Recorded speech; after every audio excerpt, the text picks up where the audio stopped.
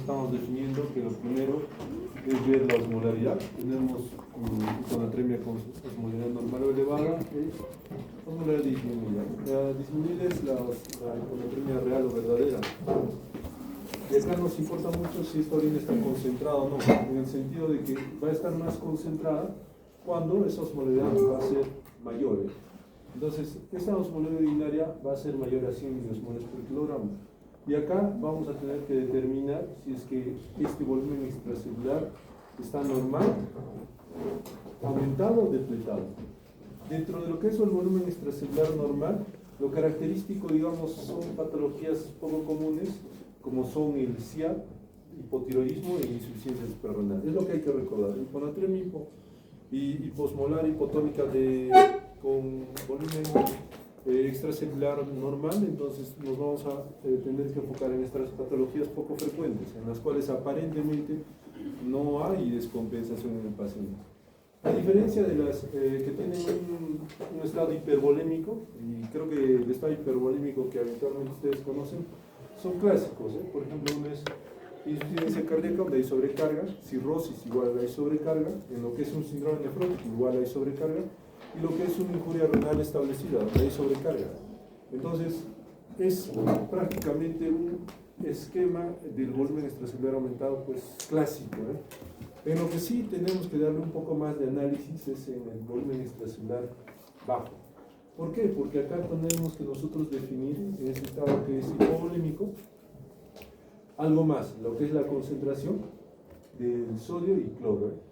Esta concentración específicamente tiene que deberse a algunos elementos. Por ejemplo, si tenemos menos de 20 milequivalentes por litro es porque hay una baja. ¿Y esa baja en qué situaciones nosotros tenemos? Por ejemplo, cuando hay vómitos, perdemos agua, ácidos, ¿no es cierto? Cuando hay diarrea, igual perdemos agua, potasio, perdemos muchos electrolitos. Entonces, junto con esta agua, pues va a haber un arrastre de sodio. Entonces, es más fácil definir cuando este sodio y cloro están bajos.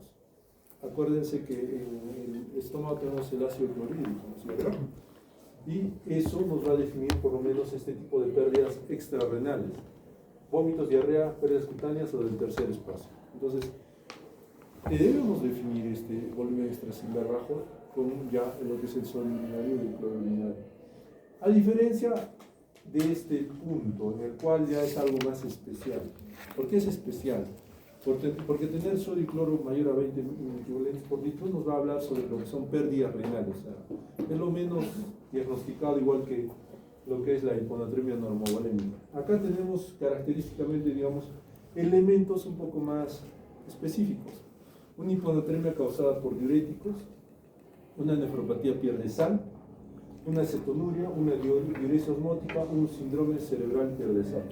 O sea, ya estamos frente a un estado en el cual nosotros vamos a tener que definir que hay un estado de alteración endocrino-metabólico que nos va finalmente generar que el punto o el daño o específico se está dando a nivel renal. ¿Ok? Entonces, eso es lo que ustedes tienen que definir. No tenemos ningún problema respecto a lo que es la parte de volumen extracelular normal o normovolémico, no tenemos tampoco problemas en lo que es el hipervolémico. Acá es donde probablemente esté su dificultad. Entonces, para eso tienen que ustedes agarrar sodio y cloro, ¿ok? Y ya solo ponerse en la cabeza, sodio y cloro disminuido, ¿qué pasa? Hay pérdidas, ¿no es cierto? ¿Quiénes están? Digamos las más comunes, las más comunes, vómito, diarrea, pérdidas cutáneas, tercer espacio. Pero cuando tenemos un sodio y cloro ya pues con urinario aumentado ya es diferente. Acá nosotros vamos a agarrar, digamos, patologías un poco más complejas, poco diagnosticadas, ¿ok? Entonces, estas hiponatremias agudas, nosotros tenemos que ver cuál es el problema, qué es lo que está generándose, dónde se está dándose. Son las menos frecuentes, porque las hiponatremias agudas son estados de estrés, digamos, como dices, agudos, y hemos dicho 48 horas, es prácticamente un estado agudo. Tienen una elevada mortalidad si no se tratan, poco riesgo en la corrección rápida. O sea, ¿qué pasa?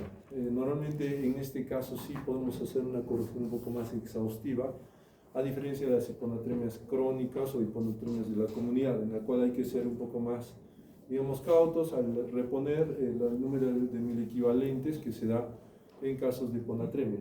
En caso podemos corregir un poco más rápido. Es más, a veces hay situaciones en las cuales uno puede corregir, pero siempre tiene que tomar en consideración que cualquier hiponatremia o hipernatremia tiene que corregirse en un estado por lo menos hemodinámico estable. ¿Qué quiere decir? Si de pronto ustedes observan y un paciente viene, le hacen su ágato y está pues con un sodio bajo tal vez, hay que definir bien su estado hemodinámico. Acuérdense que el sodio es dependiente del estado hemodinámico. Si está deshidratado, lo primero que tenemos que hacer es hidratarlo, ¿ok? Y después volver a tomar ese sodio para definir bien cuál es el sodio real, digamos, en el cual está el paciente. Igual en el estado de hipernatremia. En ambos, siempre por ser ese estrecho margen en el cual el sodio está definido por el estado hemodinámico, tenemos que nosotros compensarlo antes de reponer. No se repone así por así, siempre se compensa. Entonces, esta corrección, pues, rápido hay menos riesgo en caso de las agudas de que tengas una alteración, considerando que el daño principal se va a dar a nivel neuronal. Entonces, sus síntomas, sí, digo, en acá siempre va a haber síntomas. Y bueno, pues, como hay síntomas, ya hemos visto el estado leve, moderado y severo, nosotros tenemos que estar alistando una solución hipertónica. ¿Por qué? Porque hay patologías que, digamos, no son tan agudas. Pues de todas estas, ustedes mismos se van a dar cuenta que estados agudos pues vienen acá, o parcialmente acá, más no tanto en estos puntos, se mantienen estados crónicos. Entonces ya son hiponatremias que nosotros tenemos que corregir según el estado. Un paciente que tenga cirrosis crónica, lógico, va a tener tendencia a la hiponatremia.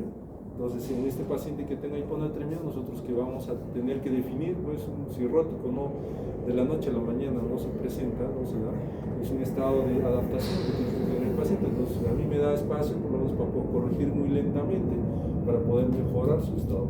Pero tenemos un paciente que, digamos, está prácticamente, no sé, está en el hospital y se le incrementa lo que son soluciones fluidoterapia y empieza prácticamente puede ser un estado de hiponatremia, que esté en sala de operaciones. Lo que ocurre, metes sangre, metes plasma, metes plaquetas, metes cloruro, todo para mantener un buen estado, digamos, hemodinámico, y te excediste en el volumen. Entonces, un estado agudo de hiponatremia, en ahí sí el paciente se va a ver que clínicamente esté muy mal, va a estar con trastorno sensorio por delante, han visto que se llega hasta el coma. En ese estado, a nosotros nos permite, por ejemplo, ya estar preparando un suero salino hipertónico, en el sentido de que tenemos que recuperar inmediatamente esa tonicidad. Por ejemplo, la ingesta oral en algunos pacientes, por ejemplo, corredores de maratón o pacientes que hacen ejercicio intenso, los pacientes que usan drogas o que tienen polidipsia psicógena, acá pues prácticamente nosotros vamos a tratar de simplemente reponer vía oral. ¿Por qué? Porque hay una noxa que está provocándose a partir de un elemento externo.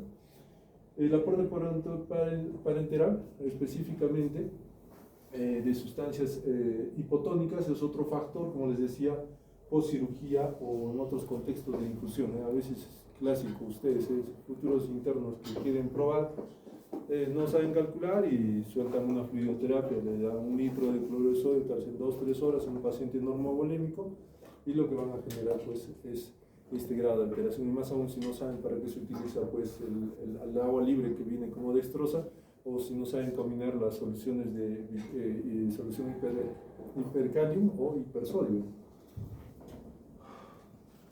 En las crónicas hay una mortalidad elevada por la enfermedad subyacente, que quiere decir que este tipo de patologías se ven en la mayoría de pacientes, como hemos visto según etiologías, y acá son a veces moderadamente sintomáticos, ya pues en ciertos grados con cifras muy graves. Ya les decía, en los ancianitos se ve mucho lo que es la hiponatremia, hay ancianos que están con 115, caminando, hablando, sienten malestar, fatiga, dolor de cabeza, prácticamente síntomas generales, y en ellos pues lo único que se observa o que se hace es se puede reponer o se puede generar un mecanismo de dieta más óptima para que este sodio no tienda al abajo.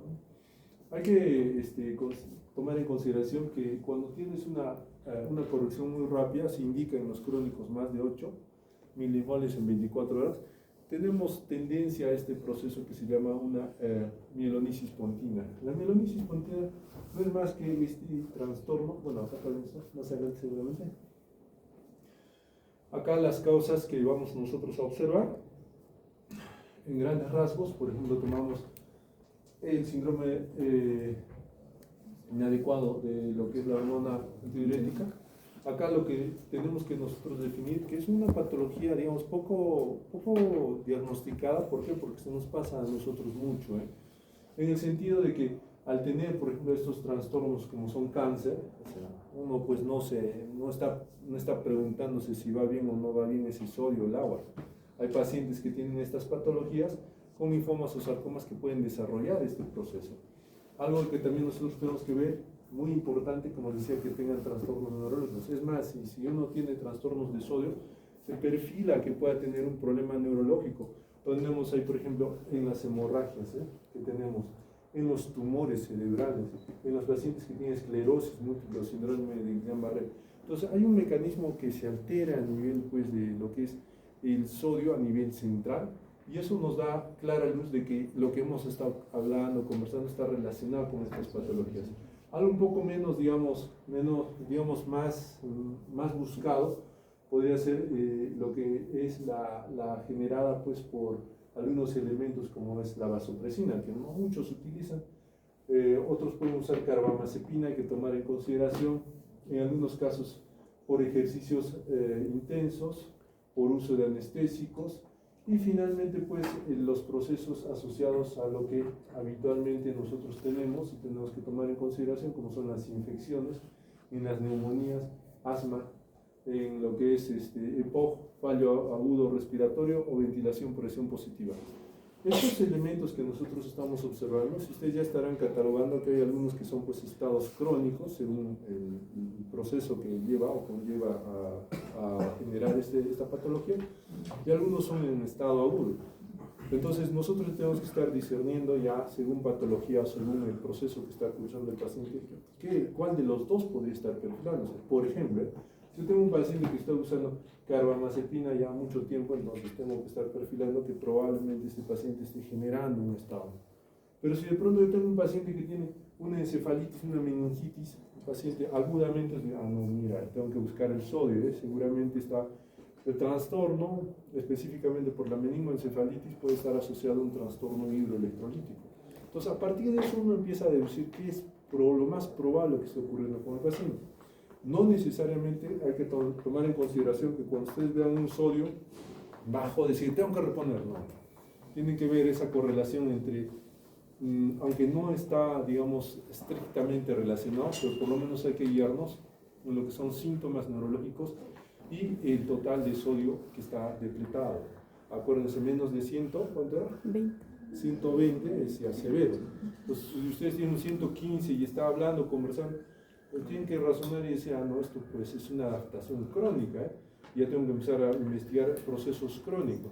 De pronto ustedes ven al paciente que está en traumación, prácticamente tirado, tiene un trauma craneoencefálico, ven un 105, dicen, uy, Dios mío, esto pues es un agudo, tengo que reponer rápido, probablemente mi paciente genere un enclavamiento por el edema cerebral, ¿no es cierto? Entonces, es de ahí donde nace la razón del clínico. El clínico tiene que estar percibiendo específicamente qué es lo que está por venir, qué es lo que el contexto de la patología por la cual está acudiendo el paciente. En el CIA hay datos esenciales y suplementarios. Lo más importante es esta osmolaridad disminuida, ¿ya? Que tenemos que nosotros tomar en consideración siempre con la concentración de sodio en orina, que hemos indicado que está bajo o alto.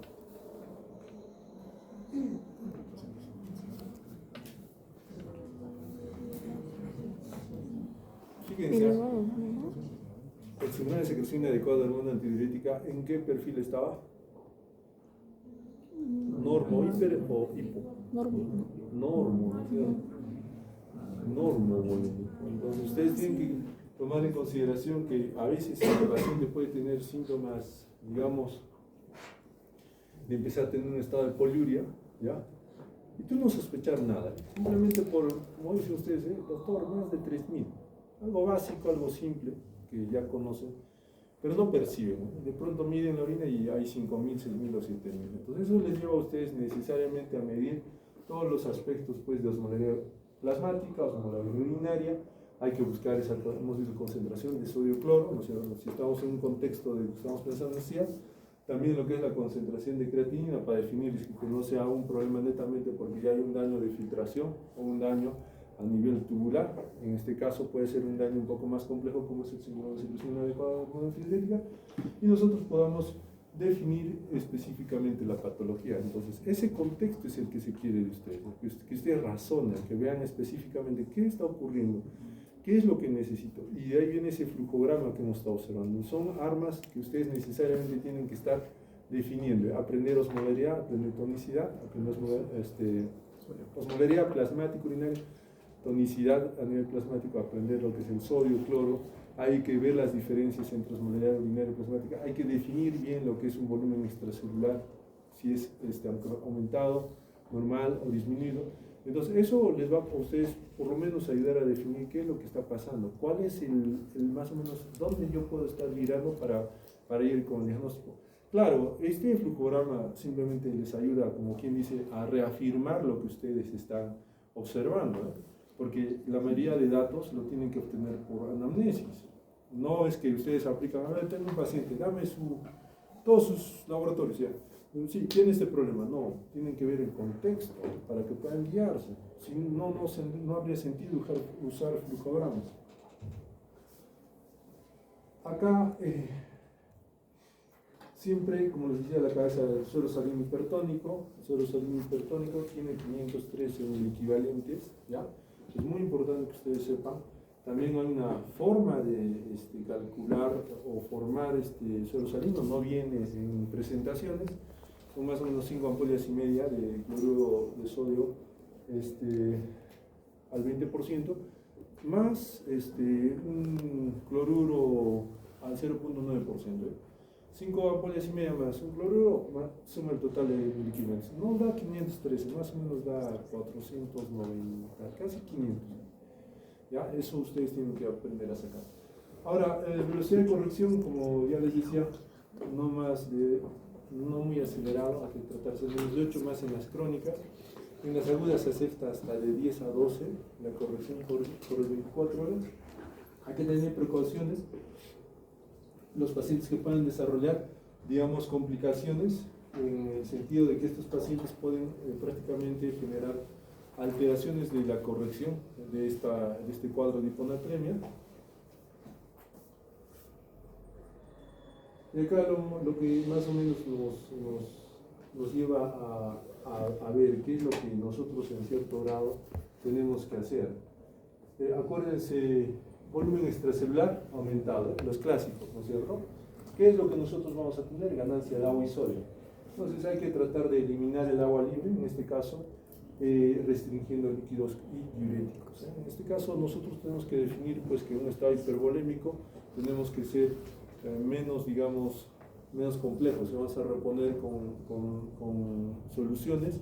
Lo más importante acá es que ese agua libre en exceso vamos a tratar de disminuirlo. En caso de pacientes que estén en estado normovolémico, acá la ganancia más que todo es solo de agua, el agua libre hay que eliminar, y simplemente lo que hay que hacer es restringir líquidos. Hay que dar en cierto grado lo que es el sodio. Se puede dar en algunos casos baptanes según la etiología que nosotros estamos observando. Y en volumen extracelular bajo, acá sí hay una pérdida de agua y sodio, por eso hay un volumen depletado. Lo que nosotros usamos suero salino isotónico. Normalmente se suspenden los diuréticos, tomando en consideración que es parte de la patología, y nosotros tenemos que ver si es que hay una respuesta al suero salino en estos pacientes. ¿Okay? En cuanto a lo que es los síntomas, como les decía, se ha clasificado como menor de 48 horas, agudo, y en la mayoría de veces, casi el estándar es el suero salino hipertónico. Y fíjense cómo es que se administra: 0.5 a 2 mililitros por kilogramo por hora, ya del mismo concentrado que nosotros tenemos. ¿Y de qué depende que nosotros administremos en mayor o menor velocidad? Ya depende del estado clínico que nosotros queremos responder, también del modo en cual nosotros vamos a hacer el control respectivo. En el sentido que yo puedo dejar administrando 24 horas, pero tiene que tener también controles del sodio para que yo no vaya a otro extremo. Un extremo en el cual no corrija nada y persiste el problema, lo cual necesito que salga, y otro extremo en el cual me sobrecorrija al paciente. Y cuando sobrecorrijo puedo generar lo que hemos visto, la mielonisis continua. Bien, acá en los crónicos, siempre, como les decía, en los agudos, si se han dado cuenta también que son por estado hipovolémico, que dice suero salino. O sea, siempre es reponer, primero hidratar, primero compensar. En los crónicos nosotros también tenemos que tratar de generar un estado de hidratación y tenemos que evaluar, tomando en consideración que es un paciente que está pues despierto, activo, pero si es un paciente que ya tiene síntomas neurológicos, sí nos toca corregirlo, ¿ok? Acá los síntomas crónicos son mayor de 48 horas y nosotros tenemos que finalmente, más que todo acá en la parte aguda, evaluar 2 a 4 horas. ¿Para qué? Para que podamos virar lo que se llama pues este incremento o disminución de la velocidad de corrección. Entonces, hablar de sodio nos indica pues de que tenemos que tener mucho cuidado el que nosotros estemos administrando endovenosamente, porque no es una patología que fácilmente yo pueda indicar así a tantas gotas, 20, 30, 40 gotas, todo se hace con bomba de infusión para que tengamos un resultado muy óptimo, ¿ok? Ahora, las otras patologías en la parte crónica, según el cuadro que nosotros tengamos, podamos nosotros generar una restricción hídrica o simplemente usar algunos elementos como son los baftanes. Bueno, esto es casi lo mismo que estamos repitiendo.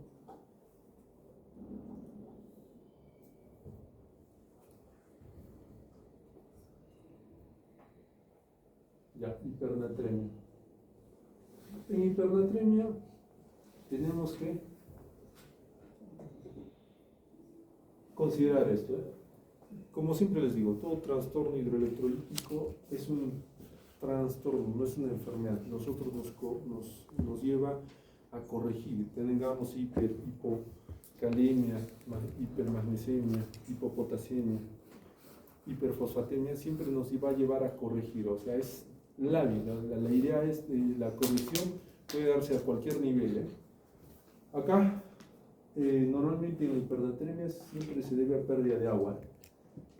Pérdida de agua, o sea, deshidrataciones en algunos estados, en algunos casos administraciones, así como pueden administrar agua libre para generar hiponatremia, acá se pueden administrar lo que son soluciones en mayor grado para generar hipernatremia. Entonces, de nosotros depende mucho cuál es el elemento que nosotros podamos, digamos, generar para que este estado se presente, ¿no es cierto? Igual es muy importante lo que es los iones en orina y el volumen urinario, y siempre hay que preguntarnos si hay poliuria o no hay poliuria. Ahora, en los pacientes con hipernatremia tenemos que definir algunos elementos. Por ejemplo, ¿cómo está el volumen extracelular? ¿Cuánto orina? ¿Cómo está la concentración de orina? La osmolería urinaria específicamente.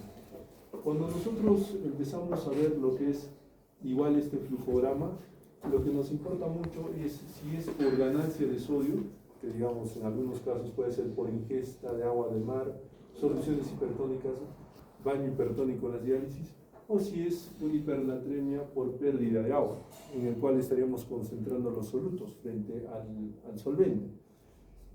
En cualquiera de los dos casos, lo que nos va a llevar, digamos, a definir específicamente algo un poco más, digamos, complejo, va a ser en lo que tenemos por pérdida de agua. ¿Por qué? Porque ahí nosotros tenemos que definir cuánto orina el paciente. ¿Por qué? Porque es muy importante. Se supone que si nosotros tenemos específicamente pues un elemento que es el riñón, que nos ayuda mucho en lo que es el arrastre de sodio mediante lo que es la eliminación de agua, es de suponer que si yo tengo ese factor a favor, que sigue funcionando nuestro sistema urinario, pues voy a tener pues algo más factible para poder eliminar este sodio.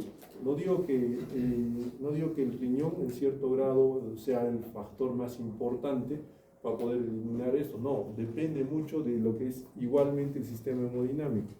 ¿Cuándo va a actuar el síndrome, digamos el ADH, cuándo va a actuar? cuando sienta que hay depresión de volumen, ¿no es cierto? El riñón va a tratar de retener, pero no va a actuar según lo que a veces el cuerpo mismo quiera, en el sentido de que cuando yo evidencio si hay, por ejemplo, no hay oliguria, nosotros tenemos que ver cómo está la osmolalidad urinaria. En la osmolalidad urinaria, cuando es muy baja, tenemos que definir una patología que se llama diabetes insípida. Y dentro de la diabetes insípida tenemos dos factores, la central, que es esta, por traumas, igual neurológicos, y la periférica, que se da a nivel renal. Pero cuando nosotros específicamente definimos que esta osmolalidad urinaria no está muy baja, está depletada levemente, tenemos que definir que puede ser por algunos elementos, como son diuréticos, glucosa, mannitol, en cierto grado aquellos que nos ayudan a eliminar más agua, ¿no es cierto?, y concentrar lo que es el sodio. Ahora, cuando tenemos una oliguria, es muy simple de definir cuando hay oliguria. ¿Qué significa cuando hay oliguria? Es muy simple acá. ¿Por qué? Porque podemos tener dos factores. Una de ellas puede ser, ¿por qué? Porque hay una pérdida extrarrenal de agua, y esa pérdida extrarrenal de agua, miren, fíjense qué patologías hay. Clásicas: deshidratación por fiebre, pérdidas por diarrea, sudoración profusa, quemaduras, fístulas o hipodipsia primaria. Y cuando hay una redistribución de lo que es el agua del intracelular, acá nosotros tenemos que definir estas patologías como las convulsiones, ejercicio interno, pacientes que tengan trastornos por electroshock.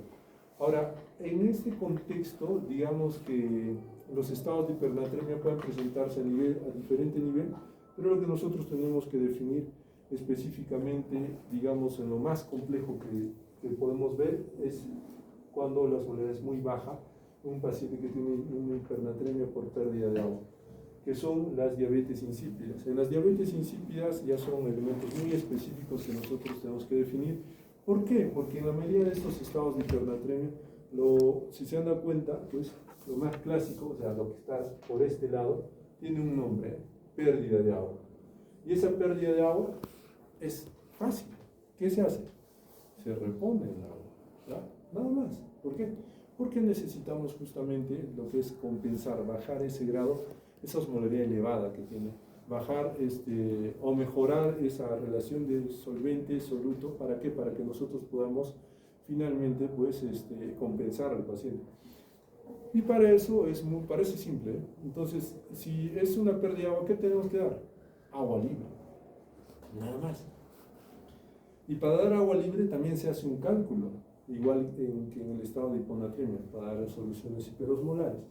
Y ese cálculo, pues nosotros tenemos que definir pues, según el grado que tenga el paciente. Ahora, algo bien característico de lo que es hipernatremia es de que no tenemos pues ese leve, moderado y severo como lo que estamos observando en hiponatremia. Acá simplemente se cataloga más de 160. ¿Qué síntomas hay? Los mismos, ¿eh?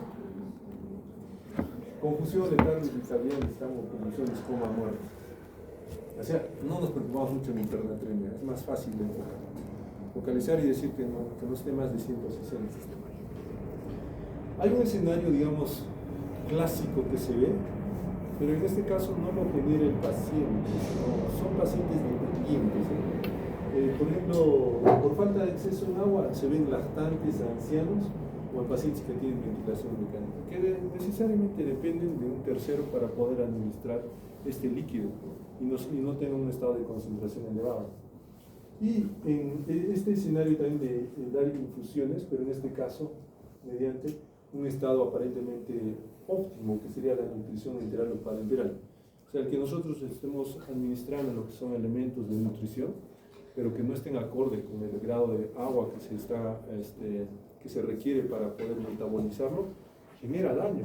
Ya les dije a ustedes que hay una correlación muy estrecha, ¿eh? La cantidad de agua y kilocalorías. La cantidad de agua es de 20 a 30 mililitros por kilogramo por hora, y la cantidad de kilocalorías es variable, es de 20 a 50. O sea, si yo quiero dar un estado hipercalórico, puedo dar a 50 calorías por kilogramo por día, o si yo quiero dar un estado de dieta hipocalórica, que puede ser a 20 calorías por kilogramo por día. Entonces, yo frente a eso tengo que también saber cuánto de agua tengo que administrar, porque por cada kilocaloría de agua se pierde, ¿cuánto?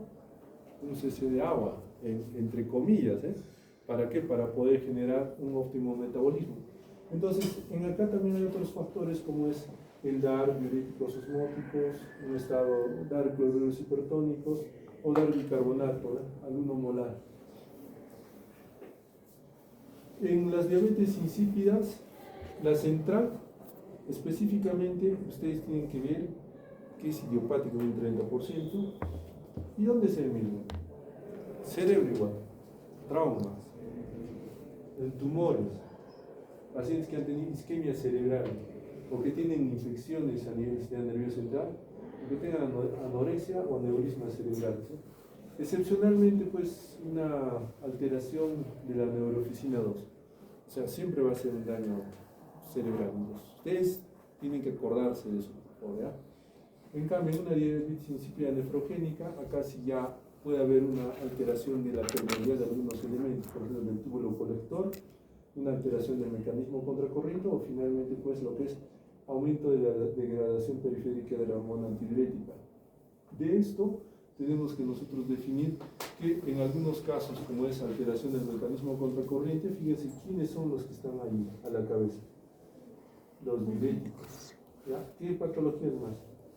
Problemas de injuria renal aguda y crónica, estados de alteración electrolítica, hipercalcemia, hipopotasemia y anemia falciforme. Entonces, en este cuadro, por ejemplo, de lo que nosotros deberíamos de esperar, lo más frecuente que observamos, a diferencia pues de un estado, digamos, un poco más complejo, como es alteración del túbulo colector, en el cual pues tener una amiloidosis, un Sjögren, o finalmente pues una alteración por consumir litio o de neoclociclina, son característicamente estados un poco más puntuales, enfermedades un poco más raras. Entonces, ¿qué es lo más esperable? La alteración del mecanismo contracorriente, que nos va a generar esta diabetes insípida nefrogénica. Acá, normalmente, lo que se hace en el diagnóstico, algo muy interesante se hace, lo que se llama un test. Este test prácticamente lo que hace es dejar sin agua al paciente. O sea, tú le quitas el agua y ves cómo actúan sus mecanismos de adaptación. Nada más, es lo único que nosotros tenemos que definir. Y para eso tenemos que verificar algunos elementos, en el sentido que cuando nosotros le privamos agua, tiene que haber algún elemento, digamos, óptimo. Por ejemplo, ¿qué es lo que esperamos nosotros que haya a nivel urinario? Que haya mayor concentración de solutos. ¿Por qué? Porque hay depresión de agua. Pero imagínense cómo puede ser en una diabetes insípida central, va a haber alteración. ¿Qué es lo esperable? Cuando hacemos test de privación de agua, lo que nosotros esperamos es lo que todos tienen, ¿no? Que les dejo en clases 2 días y probablemente el segundo día van a empezar a orinar poco y concentrado. O sea, lo que yo espero. Pero, ¿qué es lo que yo hago cuando hago este elemento? ¿Qué es lo que yo espero para poder definir si tienen estas patologías de diabetes insípida? La alteración de la osmolalidad, que ese riñón pues no esté concentrando óptimamente. Y para lo que es diabetes insípida central, hay 2 valores. Menor a 300 es una completa y parcial de dependencia. Y la nefrogénica, fíjense, está en un estado casi parcial, entre 300 y 500. Entonces, ¿qué nosotros tenemos que seguramente hacer? Medir lo que es el ADH, la hormona antidiurética. Acá sí ya vemos una diferencia bien grande en lo que es una diabetes insípida central y una diabetes insípida nefrogénica. Acuérdense, miren, que cuando tenemos una diabetes insípida central, prácticamente es baja.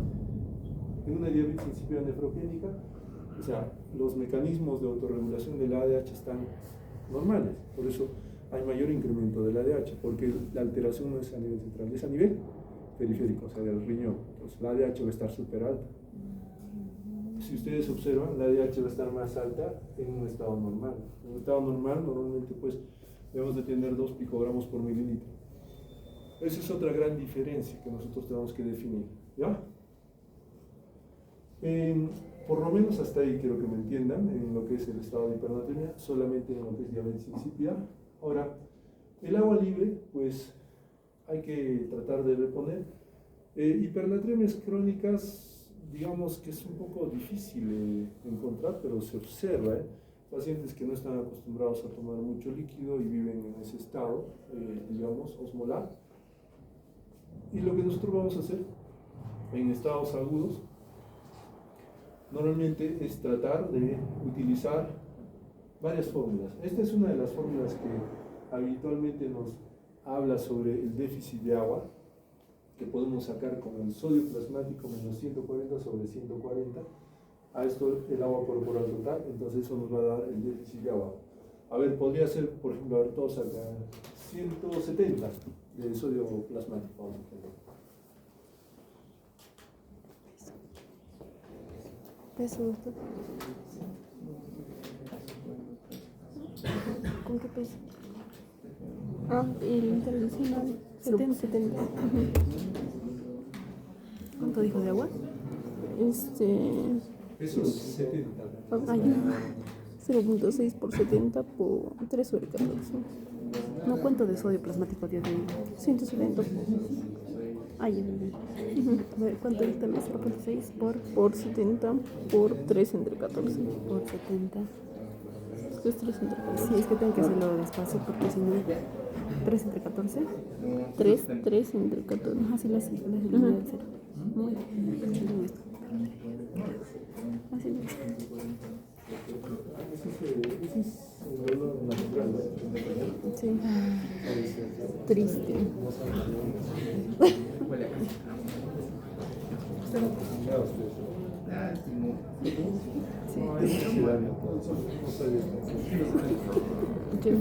¿Cuánto sale? 9. ¿9 qué? Déficit de agua mililitros. ¿9 qué? Por ciento. Mililitros. Bueno, peso, claro, sería peso por mil equivalente. No seguiría. ¿Necesito de agua? 9 Mil litros de agua. equivalentes por día. Ya, 9 litros. Imagínense, para un sodio de 170 en un paciente que pesa 70 kilogramos, 9 litros. O sea, para bajar, para que esté en un estado normal de 170 a un estado, digamos, de un estado normal de 170 a un estado normal, que entre comillas sea menor a 150, yo necesito ese paciente administrar 9 litros de agua. Entonces ya han hecho un gran paso en el curso. Ahora el problema va en este estado. ¿Ya? Acá no está. ¿Tienes último? ¿Cómo he delegado? Alguien que tengo. Justo, y no traje. Mi otra mochila tengo. Se puede. Si lo activamos acá. ¿Qué va a ser el nuevo delegado?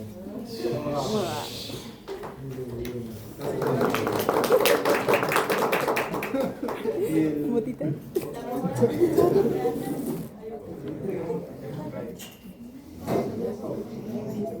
Para hacer un cálculo de hiponatremia e hipernatremia, ustedes tienen que definir lo que es el sodio con el que van a corregir.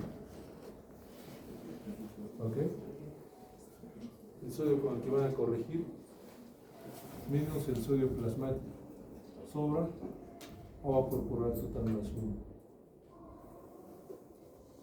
¿Ok? Digamos, esta fórmula les va a ayudar a ustedes por lo menos a calcular estados de hiponatremia y hipernatremia. Y acá viene lo interesante, pues, que el sodio con el cual voy a corregir, si tengo un estado de hiponatremia, ¿qué va a hacer?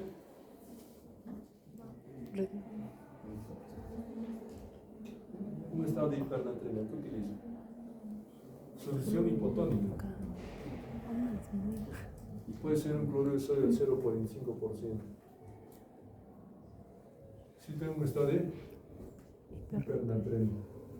Si tengo un estado de hiponatremia, ¿ok? Cloruro de sodio del 3%. ¿Quién averiguó cuántos miliequivalentes tiene el cloruro de sodio o suelo fisiológico al 0.9%?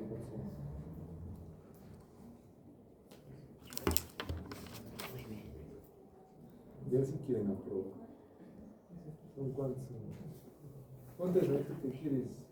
Sí, tú, futuro delegado al 5 semestre. 520. Tú trabajas en esa farmacéutica, ¿eh? ¿Qué han puesto las aves? 523. ¿Cómo se llama esa farmacéutica? Tú trabajas en Medifarma, ¿no? Es el que dijo 520 hay que anotarla así. No importa. 154. ¿Ya?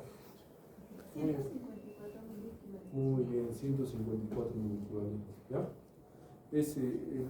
Los equivalentes de sodio que tiene un cloruro de sodio al 0.9% o al 9 por mil, si no me equivoco. Para eso también tienen que ustedes calcular. No le van a enseñar todavía eso, lo aprenderán en clínica. Los gramos son elementos que nosotros utilizamos, un hipersodio, un cloruro de sodio al medio molar, o tenemos un bicarbonato al medio molar. Eso ya lo harán con los grandes de clínica. ¿Ya? Lo que importa acá es que nosotros no vamos a modificar, pues, este es el sodio plasmático que yo tengo. Este sodio plasmático es el que yo evidencio. ¿En dónde? En el AGRE, que ustedes normalmente están observando. Todos conocen el agua. Y el agua corporal total, pues es fácil de sacar. ¿Cuánto es? 0.6 por peso corporal. ¿Peso qué? Corporal. 0.5 por. Sí, mujeres. Varía, pues por unos 50.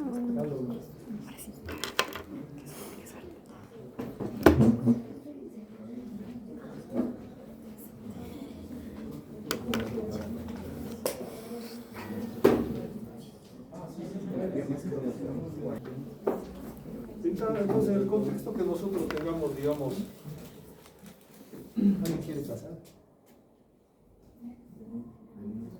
¿Alguien se anima?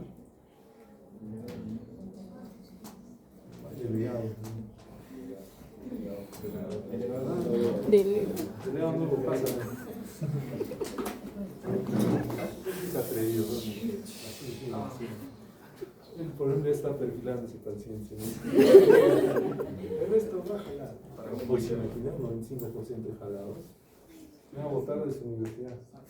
Deberíamos de filmar, todas las clases y ver cómo responden. Qué animosos que son ustedes. Para que sus papás vean así, si de su hijo que ha jalado, así se comportaba en clases. Y va a verlos así, a ver qué dice. Si le ha preguntado, no ha dicho nada. Sí, ¿qué vamos a hacer? Sí, lo voy a tirar Río Díaz, ¿no? ¿Se imaginan que sus papás vean? ¿Qué harían? Subir a cámaras acá. Ya. A la fórmula, dictar. Ponga arriba el problema. Paciente de 50 kilos, mujer.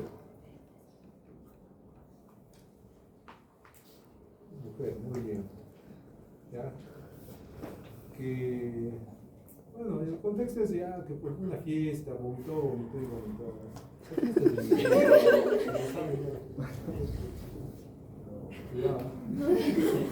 Ya empezó a tener estado de deshidratación severa y se evidenció un sodio de 180.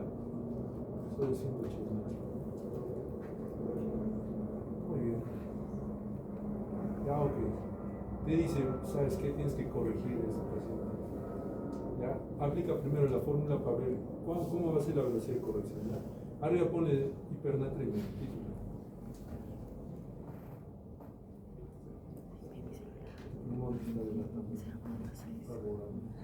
Ya, aplica la fórmula. 0.6 por peso por 104. Velocidad de infusión de sodio. Muy importante. A ver.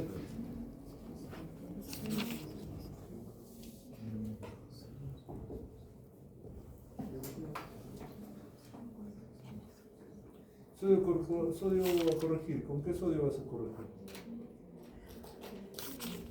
Con el 0.45. 0.45.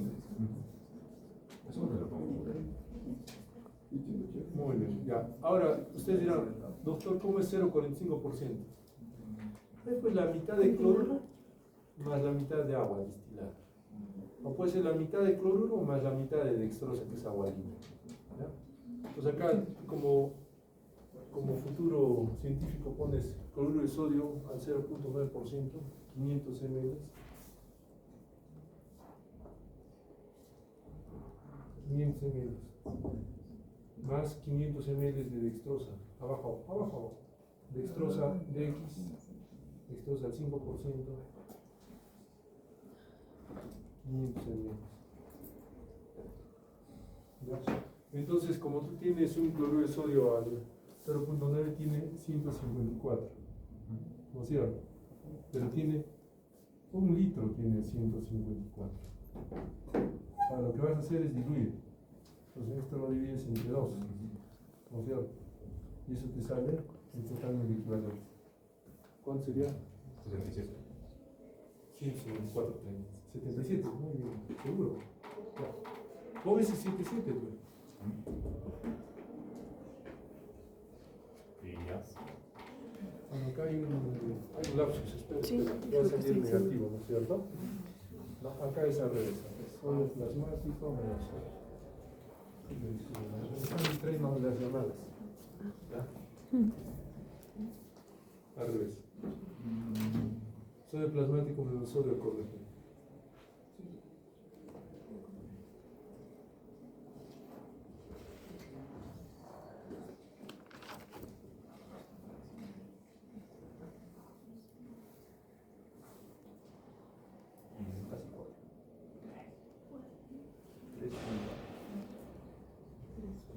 No, esperen, solo. Está bien. Está bien tu fórmula. Está bien, pero no es menos nada. Hemos puesto sodio por corregir. Está bien, está bien. Es negativo, ¿no? Tiene que salir negativo, ¿no? ¿Por qué? Porque ahí lo que vas a hacer es reducir el total de equivalentes de un 170. Entonces te va a salir menos tanto, entonces tú dices menos 5 mil equivalentes por cada litro voy a disminuir el sodio total, el sodio plasmático. Por eso debe salir negativo. Ya, a ver, ¿cómo sale? 4 puntos algo más. ¿Ustedes cuánto han sacado? Menos 3.96. Menos 3.95. Menos 3.95. ¿Todos les ha salido ese? ¿Seguros? A ver acá, no has hecho nada. ¿Cómo te enseñan? No, estoy bañando. Hay dos formas. La que le está yendo la directa, que tú vayas de allá negativo. Pero hay otra forma. Tú vayas primero al déficit de agua libre y luego le combinas acá cuánto de sodio necesitas. Entonces, agua libre, yo necesito 8.5 litros de agua libre, o sea, porque está deshidratado. Luego le combinas. Yo quería comprobar, pues. Ya. No, sí, Pero te sale lo mismo. no, es que recién iba ya el otro con el. Entonces queda así, sodio corregido, sodio plasmático, sobre agua corporal total más uno. Más uno.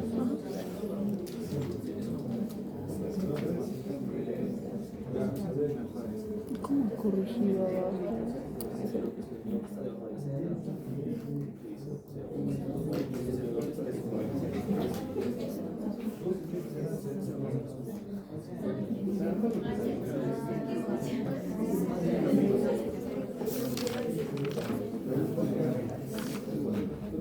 En un litro de...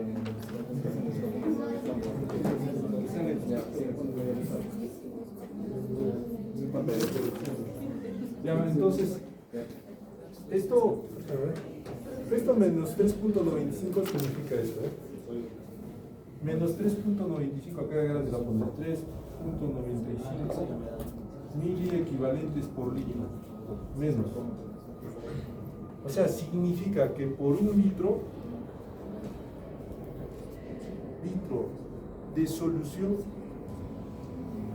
de cloruro de sodio al 0,45%, yo voy a reducir, ¿cuánto? 3.95 mili equivalentes. ¿Ok? Eso significa.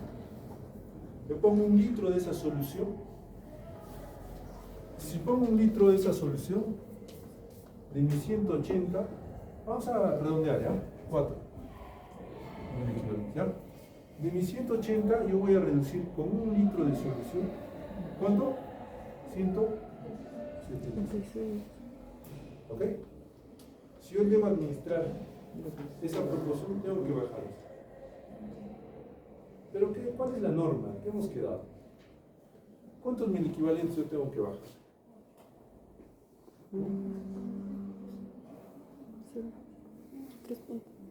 ¿Cuántos miliequivalentes tengo que bajar para no generar ese desequilibrio molar y generar melonisis continua? Era 8. 0.8. En crónicos 8, ¿no es cierto?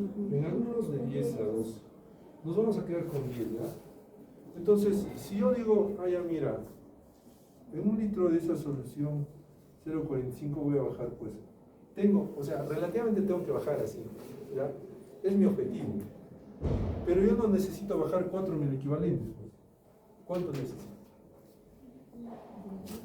Si 1 litro de cloruro de sodio al 0.45% me disminuye 4 miliequivalentes, ¿yo cuánto necesito? 10 acá, 10 miliequivalentes. ¿Cuánto de cloruro de la solución tengo que administrar? ¿Ok? ¿Ya? Y si son 2 litros y medio, son 2.500 mililitros, ¿no es cierto? Si son 2.500 en 24 horas, divido, 2.500 en 24 horas, ¿cuánto me da?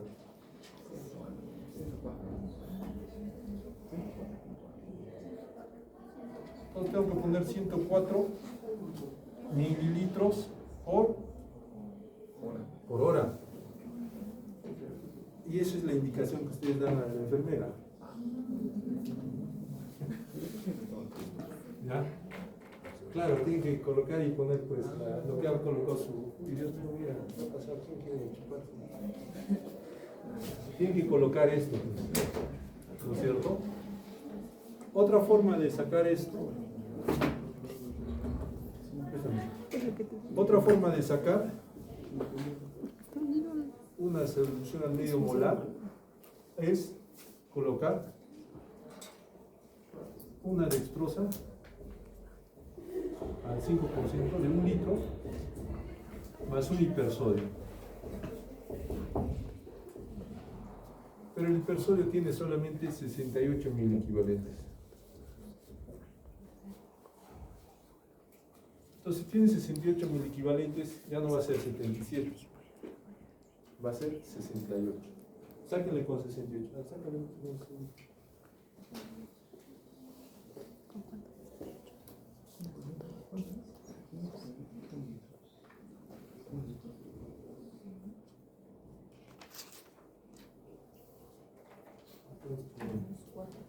Prospectos para probar tenemos que sacar. Acá no está muerto. Ahí está, un prospecto. No, tú no. Pasa. Pasa. ¿Yo? Sí, sí. Ex delegado. ¿Cuánto sale? 4. ¿Cuánto sale con 68? 4.3. Ya, ok.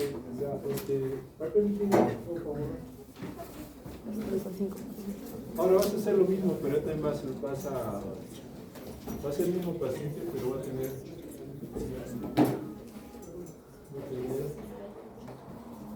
¿cuánto le ponemos?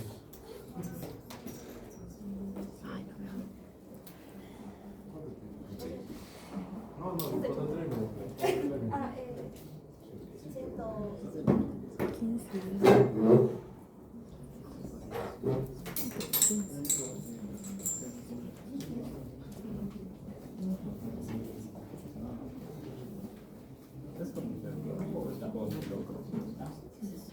Borra todo. Todo borra, todo. No tienen no tienen modita.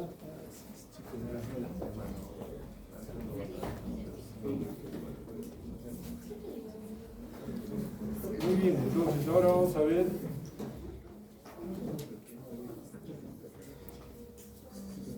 básicamente en estado de insolación. Ya, con la fórmula, ¿verdad? Sodio corregido de frente. ¿Con qué vamos a corregir? Con 3%. ¿Cuántos mil equivalentes tiene? 513. Mil equivalentes. Menos tu sodio, 115.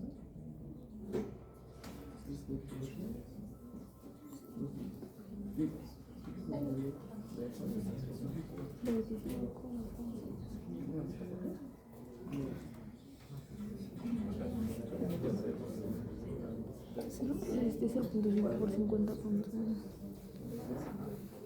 0.5 por 50. Porque es su peso, ¿no? Sí, 25. Menos 1 hasta 26. Eso que iba a decir.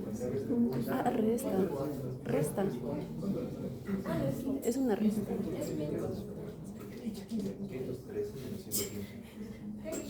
Es una resta. Está sumando. Réstalo. 398 398. entre 26. Es que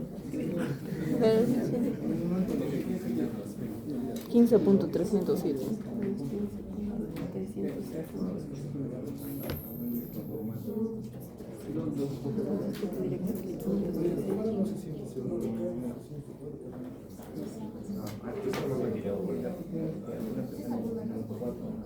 398.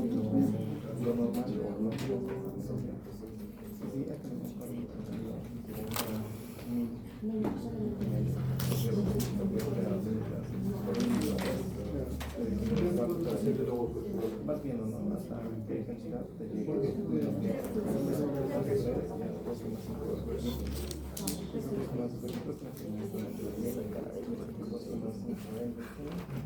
mira, tenemos que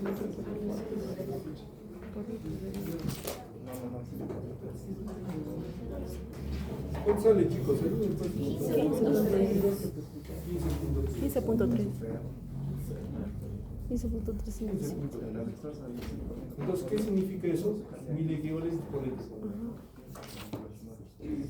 Por litro. Entonces, por cada litro yo voy a aumentar 15 puntos. ¿Y yo puedo aumentar 15.3? En un crónico, vamos a poner, un crónico. Un crónico 8. Aumentale. Entonces, 8 vas a subir.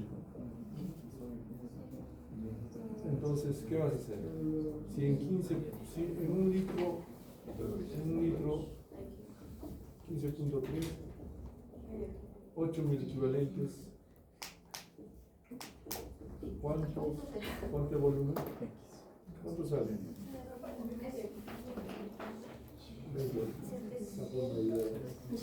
Tienen calculadora ni tienen celular. Entre 15.3.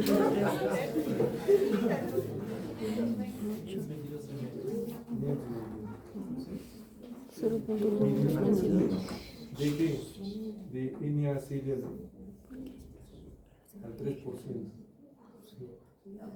3%. Entonces, esa proporción de volumen necesitamos para subir. Eso es muy equivalente. ¿Sí? ¿Ya? Ahora, y eso lo divides entre 24. 522 entre 24. 24 horas. Se puede modificar. ¿Por qué? Porque me dice puedo reponer de 0.5 a 2 mil equivalentes por hora. Eso 528. O sea, yo puedo modificar el tiempo en el cual yo administro. Ahorita estamos haciendo un mil equivalente por hora más o menos, ¿cierto? No, ¿qué estoy hablando? Son 8 mil equivalentes, son 8 entre 24, 0.3, muy bajo todavía no sé, ¿no? Muy bajo. Yo puedo administrar en menos tiempo. Por ejemplo, la pregunta sería, ¿en cuánto tiempo administraría? Entonces, si ustedes dicen, si administrar yo a 1 mil equivalente por hora, serían 8 horas.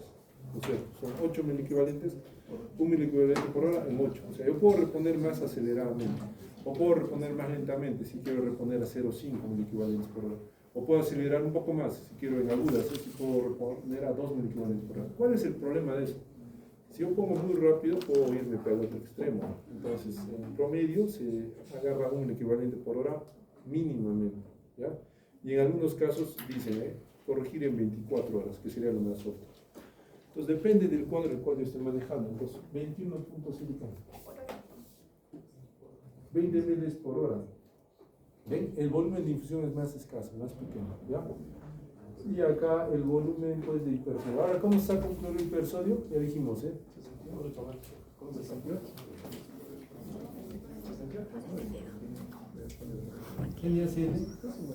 NaCl al 0.9%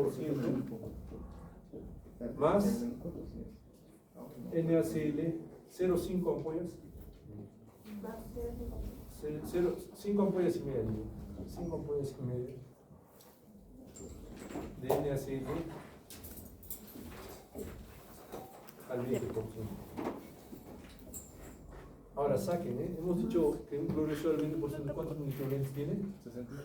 Ya, saquen 68 por 5,5 más, ¿cuánto tiene el cloruro de sodio? Tiene 154. Ahora con el 154. Ahora, por 68, ¿cuánto sale? El ejercicio me respondieron. ¿Cuánto sale?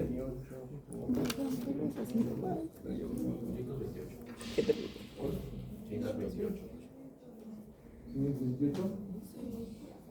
¿Sí? No, pasado. La idea es que sepan el total en el equivalente. Ustedes quieren calcular tercera ampolla. Depende usted. Es una solución hipertónica. Esa solución hipertónica es la que, para que ahora entiendan, tarán, es la que han administrado los pacientes. O sea, le han administrado 1 litro de hipersodio del anterior ejemplo, por ejemplo, en 1 hora. ¿Qué tal? 1 litro. Si acá nosotros para corregir 8 miliequivalentes necesitamos casi medio litro, ¿se imaginan administrar a un paciente 1 litro?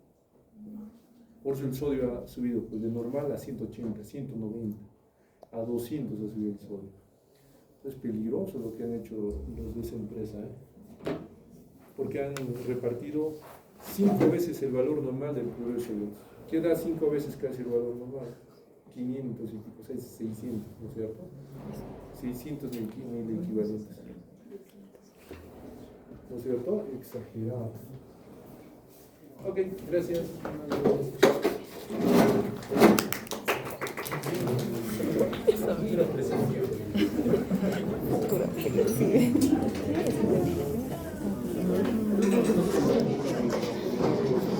¿Quién? ¿Quién te enseñó? ¿Sí? Ah, el Fidel.